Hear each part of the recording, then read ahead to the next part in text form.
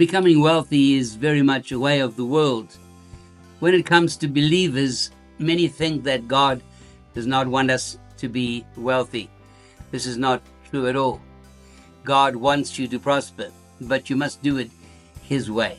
In this series, you will learn God's way to wealth. God always promised a special land for His people. He promised Israel a wonderful promised land, and His promised land for you includes wealth. But you cannot do it the world's way. You must do it His way. Now, God does call some people specifically to a business calling, even at the fivefold level. And there are signs that can help you to identify this.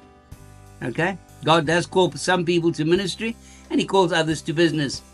Once you learn to identify the signs of a business calling, you'll know whether this is to be your full activity. And in fact, it kind of becomes your ministry. Solomon, who's our perfect model of the wealthiest man who ever lived, and yet he did it God's way. He built a beautiful palace. Now, he built the house of God, which was the most important thing, but he also built a beautiful palace. And so, under this section called Building the Palace of Prosperity, I would like you to learn that God is not against you becoming wealthy, and that you can actually reign in life financially, even as Solomon as king reigned and was a very wealthy man. Now, you need to find your promised land first before you can do anything to reach it. See, what land has God promised you? You need to know the will of God and your destiny in life, and you need to know what land God has set aside for you. Until you identify this, you don't have a direction. So you'll learn all of this in this book.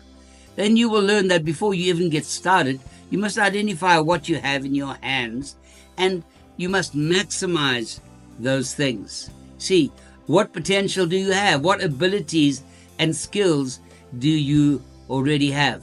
These must be developed to their maximum capability.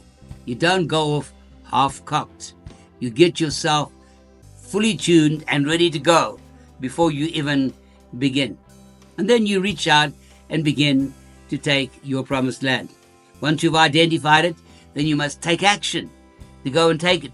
You must use everything in your power. All the resources and abilities that have been given to you are going to be used to do this. Don't just pray and say, okay, Lord, will you bless me? And wait for God to do the work.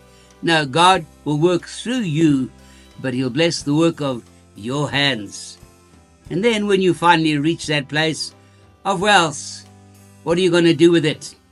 The most important thing in the land of Israel was that once they had taken the land, they had to divide it amongst the people. Once you have attained wealth, you need to be able to use it wisely.